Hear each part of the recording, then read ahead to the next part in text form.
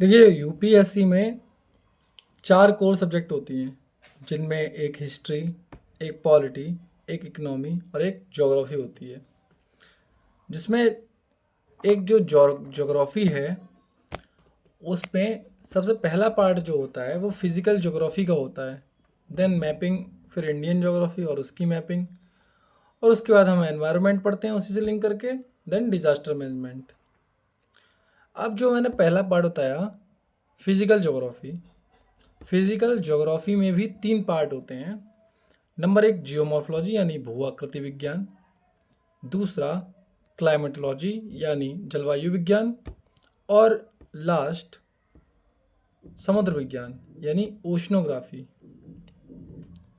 अब उन तीनों में सबसे पहले जो मैंने बताया कि जियोमॉर्फोलॉजी यानी भू आकृति विज्ञान, हम आज उसका अध्ययन करेंगे। जियोमॉर्फोलॉजी में हम भूमंडल में जो विभिन्न प्रकार की आकृतियाँ होती हैं और उसमें जो घटनाएं होती हैं, जैसे भूकंप, सुनामी, प्लेट टेक्टोनिक, और इन सब चीज़ों का हम अध्ययन करते हैं। अब इसके कुछ बेसिक्स होते हैं, जिनमें पृथ्वी की आंतरिक संरचना की आपने सुना भी होगा, क्रस्ट, मेंटल कोर, सियाल, सीमा, निफे। तो हम इनका अध्ययन करते हैं। ये सब पृथ्वी की आंतरिक संरचना में आता है। तो पृथ्वी की इसमें हम पृथ्वी की आंतरिक संरचना को पढ़ते हैं, भू संचलन को पढ़ते हैं यानी अर्थ मूवमेंट। इसमें हम चट्टानों को पढ़ते हैं यानी रॉक्स, चट्टानें जो कि विभिन्न प्रकार की होती हैं, आग्नेय और अवसादी और मेटामॉर्फिक यानी रूपांतरित। तो हम इनका अध्ययन करते हैं। इसमें एक टॉपिक है प्लेट टेक्टोनिक यानी प्लेट विवर्तनिकी का सिद्धांत, हम उसको पढ़ते हैं। इसमें कुछ एप्लीकेशंस हैं, जैसे भूकंप है, ज्वालामुखी है, पर्वत संरचना है और सुनामी है। हम इनका भी अध्ययन करते हैं। अब जो जियोमॉर्फोलॉजी वर्ड है, उसमें उस कोई भी अगर हम शब्द को नहीं समझ पा रहे हैं या कोई विषय को हम नहीं समझ पा रहे हैं, तो हमें उन शब्दों को तोड़ना पड़ता है। जैसे एक वर्ड है जियोमॉर्फोलॉजी, जिसमें जियो का मतलब होता है पृथ्वी की सतह, और मॉर्फो का अर्थ होता है स्थल रूपीय विशेषताएं, और लॉजी का मतलब होता है क्रमबद्ध या तार्किक अध्ययन। अब मैं इसकी कुछ डेफिनेशन बताता हूँ। भू आकृति विज्ञान भौतिक भूगोल की वह शाखा है जिसके अंतर्गत पृथ्वी की सतह पर निर्मित स्थल स्वरूपीय विशेषताओं एवं भूभौतिकी घटनाओं का क्रमबद्ध या तार्किक अध्ययन करते हैं। अब मैं आप लोगों को एक फोटो दिखाता हूँ। ये है फोटो, जिसमें ये पर्वत है, ये पठार है, ये पृथ्वी की सतह पर सबसे ऊंचा एक स्थलाकृति होती है। इसकी ढाल तीव्र होती है। उसके बाद आता है पठार। ये इसकी जो शीर्ष होता है वहाँ पर ये सपाट होता है, इसकी ढाल मंद होती है। फिर मैदान आते हैं, उसके बाद में तट आता है, देन मग्न तट आता है, उसके बाद महाद्वीपीय ढाल आती है। इन दोनों के बीच में एक पॉइंट होता है जिसे सेल्फ ब्रेक कहते हैं। उसके बाद महाद्वीपीय उभार आता है, फिर महासागरीय निदल आता है। उसके बाद में ये कटक बने हुए हैं 2, ठीक है। उसके बाद में यहाँ इधर गर्त आ जाती है और फिर ये भूमि आ जाती है। अब मैं इनके बारे में बताता हूँ। स्थल स्वरूपीय विशेषताएं, जिसमें पर्वतों के बारे में हम पढ़ेंगे। तो पर्वत क्या होते हैं? पृथ्वी की सतह पर पर्वत सबसे ऊंची स्थलाकृति है। मैं जो भी बोल रहा हूँ उसको ध्यान से सोचना है, मतलब सुनना है और उसको इमेजिन करना है अपने माइंड में। आंख बंद करके उसको ध्यान सुनो। पृथ्वी की सतह पर पर्वत सबसे ऊंची स्थलाकृति है। जिसका आधार यानी बेस जो होता है, जहाँ से पर्वत शुरू हो रहा है, उसका बेस जो होता है वो चौड़ा, ढाल तीव्र होता है, ठीक है, और शिखर उसका नुकीला होता है। तो ये पर्वत की डेफिनेशन है। उसके बाद आते हैं पठार। कोई भी ज़्यादा कठिन नहीं है, सारी डेफिनेशन बहुत आसान है, बस सुनना है उसको। कोई भी सब्जेक्ट ज़्यादा कठिन होती नहीं है, बस उसको ध्यान से एकदम से अपने माइंड में सारी चीज़ों को निकाल देना है। सिर्फ और सिर्फ एकमात्र चीज़ जो तुम विषय को पढ़ रहे हो, सिर्फ उसको ध्यान में रखना है और उसी को इमेजिन करना है। तो पठार की ऊंचाई पर्वत से कम होती है। नॉर्मल सी बात है, पता ही होगा। पठार की ऊंचाई पर्वत से कम होती है, उसका शीर्ष जो होता है सपाट होता है, उसकी ढाल जो होती है वो मंद होती है। अब मैं इसको पढ़ देता हूँ। पठार की ऊंचाई पर्वत से कम, ढाल मंद और ऊपरी भाग सपाट होता है।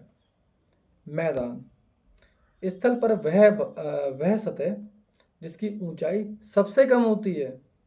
स्थल की बात हो रही है, कहीं मत कहना सबसे नीचे तो भाई गर्त होती है। स्थल पर वह सतह जिसकी ऊंचाई सबसे कम होती है। ये समतल तथा ऊबड़ खाबड़ होते हैं। समतल भी हो सकते हैं, ऊबड़ खाबड़ भी हो सकते हैं। अब तटीय मैदान। मैदान का वह भाग जो समुद्र के किनारे स्थित होता है, तटीय मैदान कहलाता है। ये तटीय मैदान हो गया। उसके बाद में मग्न तट। तट का वह भाग जो जलमग्न हो जाता है, मग्न तट कहलाता है। मग्न तट पर समुद्र की गहराई कम होती है तथा ढाल मंद होता है, कई बार बता चुका हूं। महाद्वीपीय ढाल, इसके बाद आती है महाद्वीपीय ढाल। लेकिन मैंने बताया था कि जो मग्न तट होता है और महाद्वीपीय ढाल होता है, उसके बीच में एक पॉइंट होता है जिसको हम सेल्फ ब्रेक कहते हैं। महाद्वीपीय ढाल क्या होती है? महाद्वीपीय ढाल पर समुद्र की गहराई अधिक एवं ढाल इसकी तीव्र होती है। उसके बाद आता है महाद्वीपीय उभार। महाद्वीपीय उभार महाद्वीपीय ढाल को गहरे सागरीय मैदान से जोड़ता है। महाद्वीपीय उभार का ढाल मग्न तटीय ढाल से तीव्र तथा महाद्वीपीय ढाल से मंद होता है। इसके बाद आते हैं महासागरीय कटक। इनके बारे में बता चुका हूं मैं। तो महासागरीय कटक क्या होते हैं? समुद्र के तल पर स्थित लंबी सकरी पट्टी। सकरी का मतलब पतली सी पट्टियां होती हैं, जैसा मैंने बताया ब्रेकर हैं, बहुत सारे ब्रेकर बने थे, तो ऐसी सकरी पट्टी होती है, उसको हम महासागरीय कटक कहते हैं। मैं ये बता चुका था इनका निर्माण कैसे होता है और आगे हम पढ़ेंगे भी। अब घाटी क्या होती है? एक लंबे सकरे व गहरे भाग को घाटी कहते हैं। अब देखो,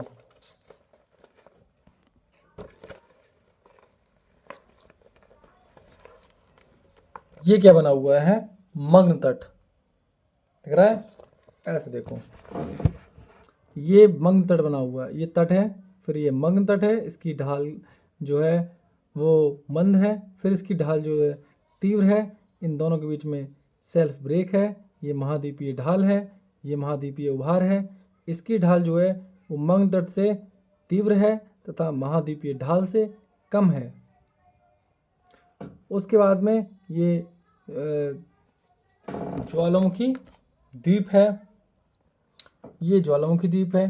फिर इसके बाद में ये आ जाता है ग्योट, यानी समुद्र के अंदर जो पठार होता है उसको हम ग्योट कहते हैं। ये समुद्र के अंदर एक पर्वत होता है जिसको हम सी माउंट कहते हैं, इसका शिखर नुकीला होता है। उसके बाद में ये कटक आ जाते हैं, फिर ये महाद्वीपीय गर्त आ जाती है।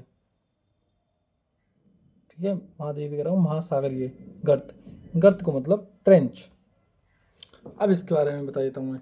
और जो गर्त होती है वो सबसे गहरा भाग होता है तथा सबसे सकरा भाग होता है। ज्वालामुखी द्वीप वह समुद्री टीला जो समुद्र की सतह से बाहर होता है, उसे ज्वालामुखी द्वीप कहते हैं। उसके बाद आता है ग्योट। वह ज्वालामुखी द्वीप या टीला समुद्र की सतह के अंदर तथा शिखर सपाट होता है उसको ग्योट कहते हैं। उसके बाद आता है सी माउंट, वह ज्वालामुखी द्वीप या समुद्री टीला जिसका शिखर नुकीला होता है सी माउंट कहलाता है। अब महासागरीय गर्त क्या होती हैं? महासागरीय नितल पर सबसे गहरा व सकरा भाग महासागरीय गर्त कहलाता है। इसमें समुद्र की ओर का ढाल मंद होता है। अब ये बात मुझे बताओ, एक तरफ हम ऊंचाई पे खड़े हैं यानी महाद्वीप पे खड़े हैं, और एक तरफ हम सागर में हैं, सागर के नितल पर हैं, और सागर के नितल पे भी सबसे गहरा भाग है यानी इससे भी नीचे है।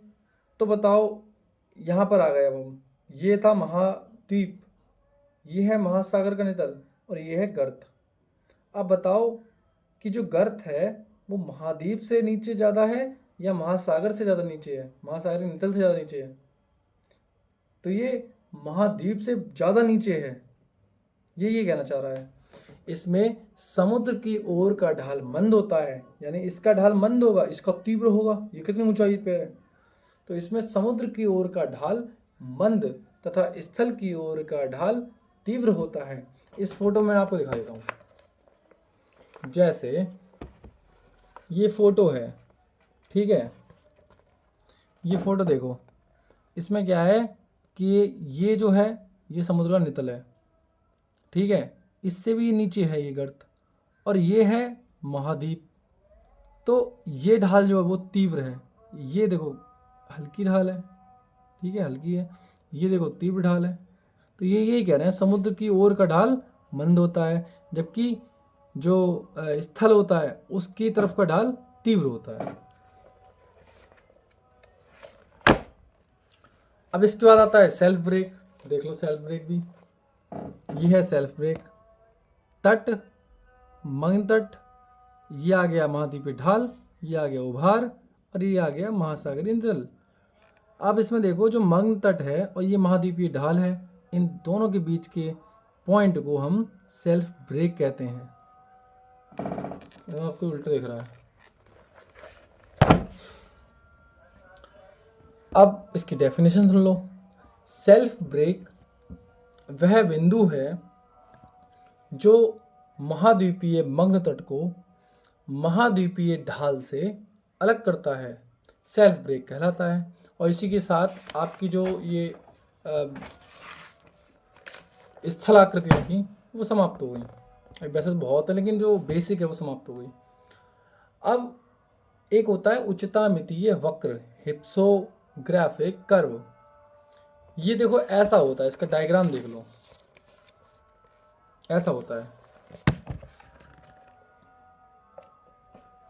इसमें ये है तल यानी समुद्र का तल मान लो, यहीं से इसकी ऊंचाई नापी जाती है। फिर यहाँ से हम ऊपर बढ़े, ऊंचाई बढ़ रही है, फिर यहाँ पर पठार आ जाता है, फिर यहाँ पर ये देखो पर्वत आ गए, माउंट एवरेस्ट पे आ गए। पूरी पृथ्वी पर सबसे ऊंचा भाग क्या है? माउंट एवरेस्ट है, माउंट एवरेस्ट चोटी है।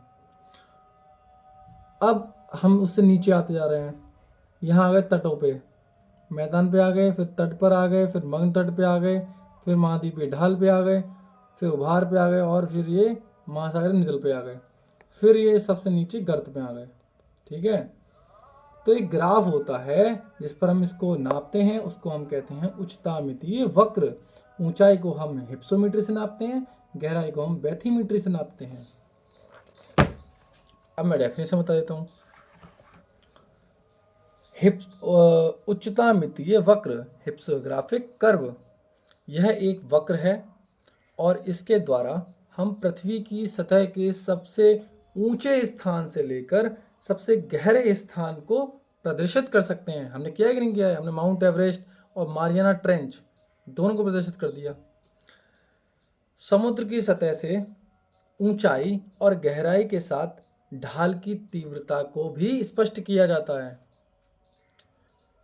पृथ्वी के कुल सतह क्षेत्रफल में से किसी भी स्थान के प्रतिशत या अनुपात को भी स्पष्ट कर सकते हैं कि कितने परसेंट भाग पे मग्न तट है, कितने परसेंट भाग पर पहाड़ हैं, कितने परसेंट भाग पर मैदान है, कितने परसेंट भाग पर मंग तट है ना, वो बता सकते हैं इससे।